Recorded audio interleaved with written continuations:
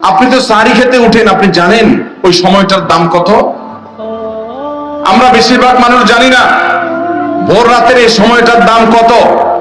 আরে ভাই, এই সময়ের দোয়া 1 মিনিটের দোয়া অন্য সময়ের 100 মিনিটের সমান না। অন্য সময়ের 100 মিনিটও এই ভোর রাতের 1 মিনিটের সমান না। এত মূল্যবান সময়। সাহারি খেতে উঠছেন, সাহারি খান, ভালো কথা, কিন্তু সাহারি খাওয়ার আগে পরে 10টা মিনিট জায়নামাজে মুসল্লাতে দাঁড়ান, একটু 2 রাকাত নামাজ পড়ে। এই সময়টা দোয়া কবুল হয়। আল্লাহ ডেকে ডেকে বান্দাকে দেন। একটু হাত তোলেন, চেষ্টা করবেন তো ইনশাআল্লাহ?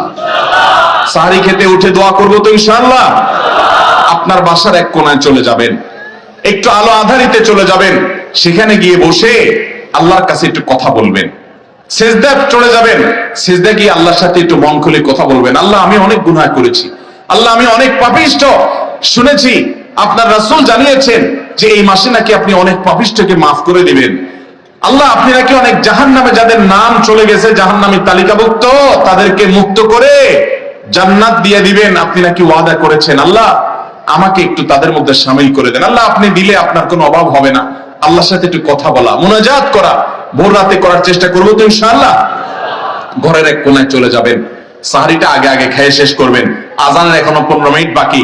চলে যান এক কোণায়, উযু করে দাঁড়ায় যান 2 রাকাত নামাজে, চলে যান সিজদায়, একটু দোয়া করেন। নিরিবিলি জায়গা যদি বাসায় না থাকে, ছাদে চলে যান, মসজিদে আগে চলে যান, এক কোণায় চলে যান। এই সময়ের 10টা মিনিট অন্য সময়ের ঘন্টাকে ঘন্টার চাইতে মূল্যবান। চেষ্টা করবো তো ইনশাআল্লাহ?